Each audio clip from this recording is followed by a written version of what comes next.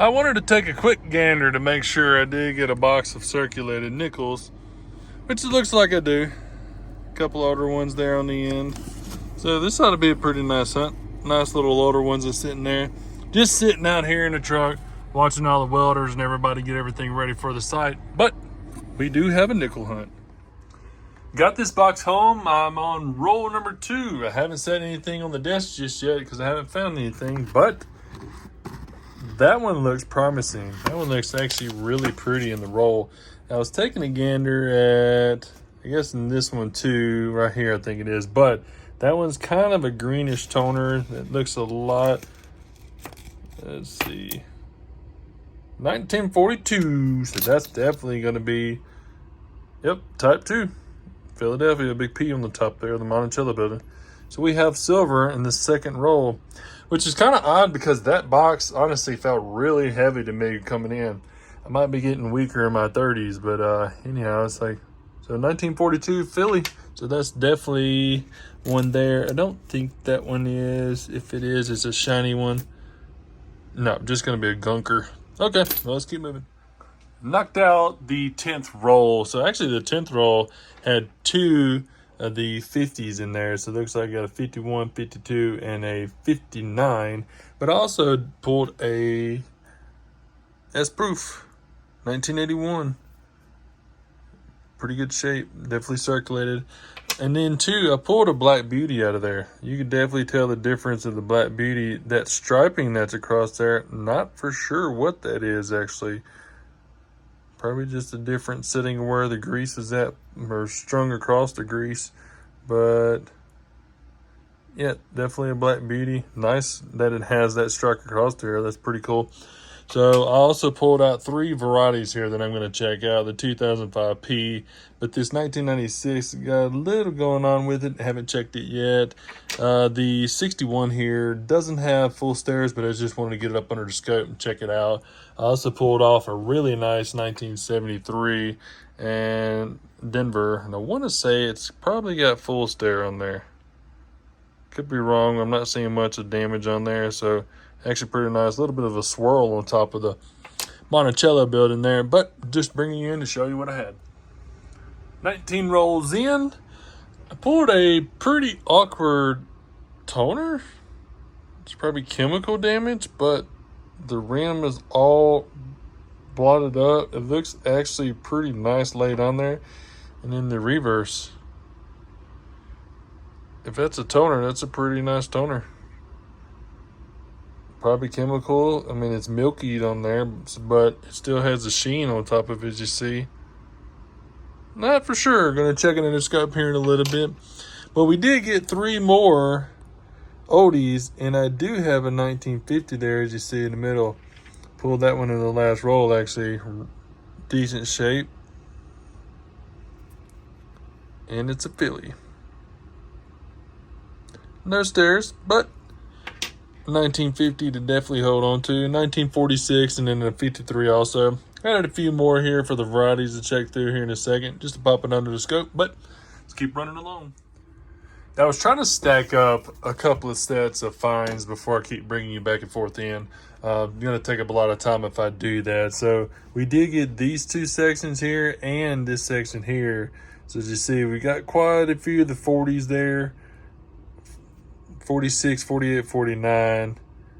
Then we did get a 55 up top there and also a 55. Both are Denver, so I'm going to double check those.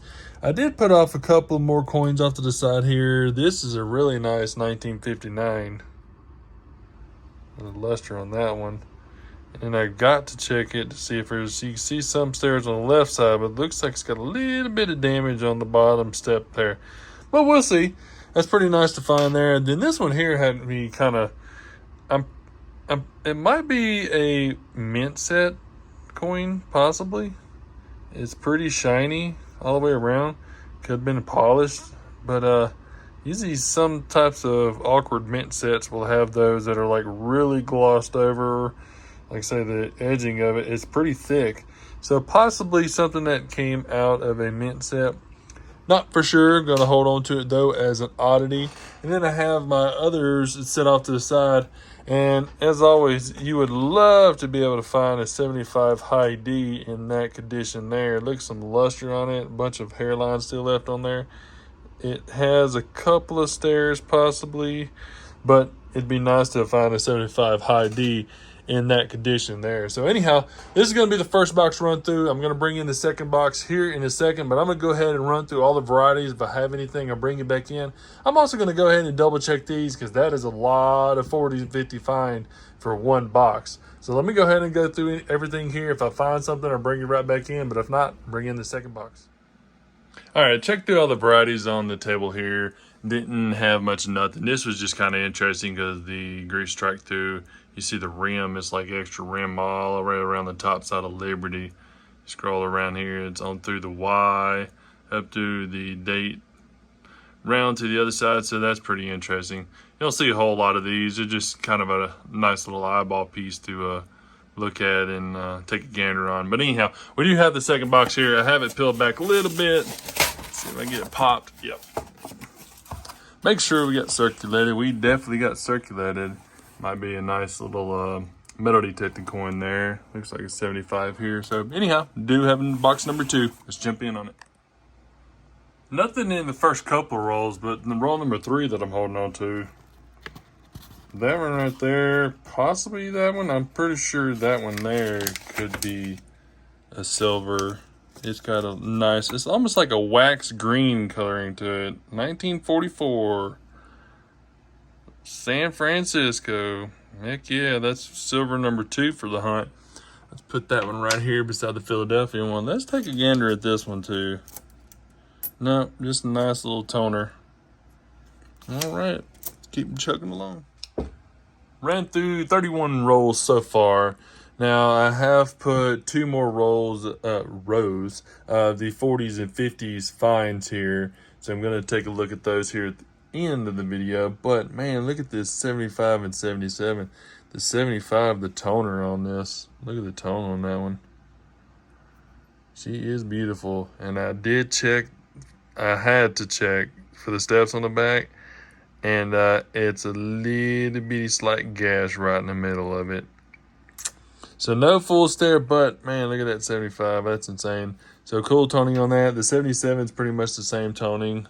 Got 1 or 2 of the others set aside here. Now I did find a couple of that 92 is in gorgeous condition too, and the 72 that I brung out also. This 2005 though, Denver, really weak strike on it, and he turned it on the reverse. It's the same way. Look at that. Barely make out the cents on the bottom. Actually, the wording, the 5 right here, is completely almost gone. It could be, I don't know. I think it's just actually just a really weak strike. There's no real deep scratching or grind marks or anything on it. I mean, you could tell the ring of death that's on the just below trust there, but pretty interesting. Loss of say the wording and stuff on there. Anyhow, let's keep moving. Still stacking a bunch of oldies up. Actually found a couple of Canadians. We've got, what, 6 rolls left in the box. But this one here has a ton of coloring in it. That goldish, actually copperish coin there is a nice eye appeal whenever you first open it up. So that one's definitely going to be almost a single layer. As you see, like I said, it's got a lot of, either it's uber toning or it's almost that single layer, that coating across the E pluribus unum is what I like. That's pretty nice. So that's definitely going to be a keeper. But there's 2 in here. Actually, was it this one? Let's see. Yeah, there's a Philadelphia. There's a silver. 1945. Big Philadelphia, big P on top up there. So that's another silver. So that's 3 so far for the hunt. And then I want to say there was one more I wanted to take a look at. Probably this one here. It's just a dirty one, but it's going to be a 1948. Yeah, nice older 1948. So we'll put that one in between there. So that's all the coloring I saw out of here, but we did get another silver. Nice. Box number 2 down. Nothing left in there, but man, we do have a ton of finds on here. So as you see, the 40s and 50s loaded up. Do have quite a few, as I mentioned, to go through, and then to kind of double check on the ones that I have in my binder compared to the ones that are here. I did pull aside another 1992, which it doesn't do justice looking up under the screen here because the pixelization that's on here from the, you can see it looks like it's little scratches, little tiny marks on there, but man, when you look at it with your eyeball, there's nothing on it. So possible single layer, almost a single layer, pretty sure. And then they got a few more nicer 1988 and so forth, so on. So the toner coins, though, there's a 79D, got a nice 1990 Philadelphia. It's got slight toning on it, but you can see the difference in the toning of these compared to this one here. So anyhow, that's that 75, and then the 77. Added another 77 up there. 69S, which is in good shape. I think the reverse is kind of beat up. I'm going to take a little check up underneath the scope here to see, and then all the 2005 Philadelphia possible Speared Buffalo there. But yet again, for the one Speared Buffalo that I had set aside here, just make sure to give me a heads up on it if you think from earlier on in the video, if you think that's going to be the actual Speared Buffalo, the one that we were looking at. As I mentioned, it's pretty nice. So anyhow, let me go ahead and run through all this, bring it right back in. Still working on the varieties in the 40s and 50s find. I got to cut them squashed out. There's more 50s here than there is here. So anyhow, working on the 53s right now. I am stacking the ones up that I've already looked through. It's actually quite odd that I've got the Philadelphia and Denver for each of these, and the Philadelphia, Denver, and San Francisco. We got the Philadelphia and then the Philadelphia 1950 also. It's nice to find that one too. Philadelphia, but we've got the Philadelphia, Denver, and San Francisco for the 53s, for the 54s, the 57s, and 58s. So possibly somebody's dump, especially these really nice nickels coming out of here, and especially a bunch of varieties that are also stacked in with it. So I do have a 53D up under the scope, and the D will have a variety for it. It is a D over D over D, triple D. Now, I did put the lighting, you see these dual lights that are also mounted for the scope up underneath there. I did attach those and pop those on. It was kind of harder to see, but probably not the best example, but I'm pretty sure this would be a D over D over D. You can actually see the inside guts of the D to where the swirl is. Basically, this would be the back side of it. There's a little notching right here for the other D. And let me spin it for you and see. Actually, the shadowing also shows a little bit better too. So possibly damage on the inside, but possibly a D over D. I'm going to say it's the triple D over D over D for sure. Was quite odd. This actually looks almost like the same D over D over D that the 1953 Denver Franklins had on it too. So possibly it, but it would only be worth $1 or $2 to anybody because it is in poor condition. But yet again, to be able to look around and find the varieties, and it's always a learning experience to be able to look these up online for NGC, PCGS, and so forth, and try to find these, trying to tag them out, try to bring them out, you know, to understand exactly what you're looking at. But yet again, that's a nice little find there. But anyhow, just looking to show you something. And now the 1958 Denver's also, there's a couple more D's here, but I've got one under the scope, and that's going to be a D over D. You can definitely tell the time that's right here between the D on top. And it's actually kind of slanted. So D on the top and then D that's going actually straight. So definitely a D over D there. But just want to bring you in for a 1958 D over D. So I was taking a gander back at this 2005 Philly. It does have a nice little error in the back hind leg there, the one that I showed earlier. And you definitely can't see the stripe going all the way through from the stomach all the way down to almost the E on here. I don't know. I don't think it's a speared buffalo, but like I say, this right here on the hind is definitely strike through air that's on the hind leg there. So anyhow, I'm still going to hold on to it just in case. But this right here is a 1972 Denver nickel that I have on here. Yet again, I don't see anything on the Variety Vista for it, but look at the tripling that's on here.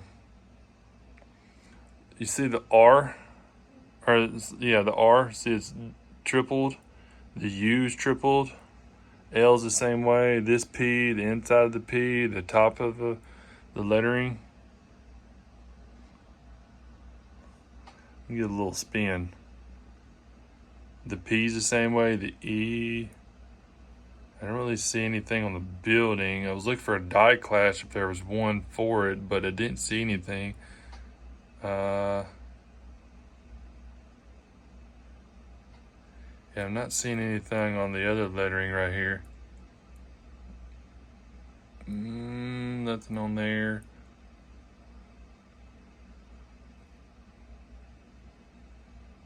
Maybe some doubling on there, but that looks like, it's hard to say, but that right there looks tripled to me. Like they would call it a TDR. Let's see if we can give it a little zoom. Yeah. Look at that. That's crazy. That's clear as day too.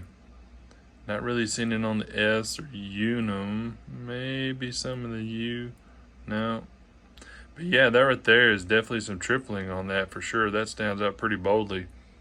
Definitely not going to be machine doubling, because as I mentioned, machine doubling would be like it stamps the R and it kind of drags it or smushes it and kind of brings it out. But that's awesome right there.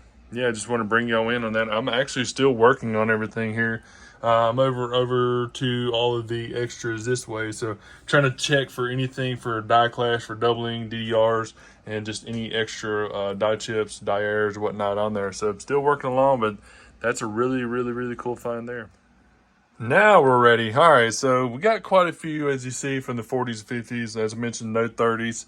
So it went from 41, 40, 41.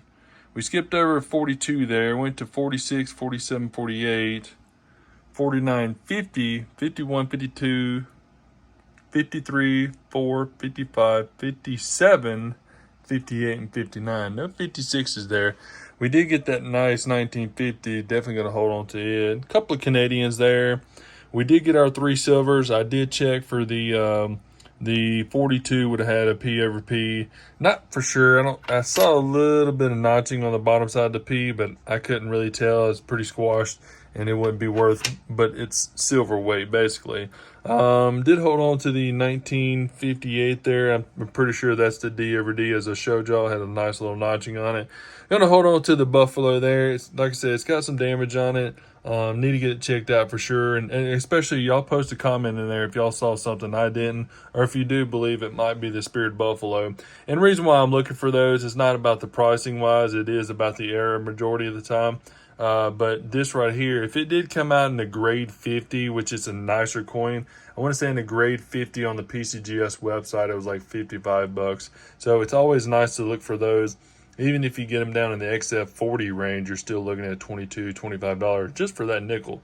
So pretty wild. 59 there, really nice 59. And then almost a full single layer. It's got a little bit of mixing between that copper and nickel and so forth so on there, but it's pretty close to it. Did get a nice Black Beauty there. As you see, it's got some striking errors on it.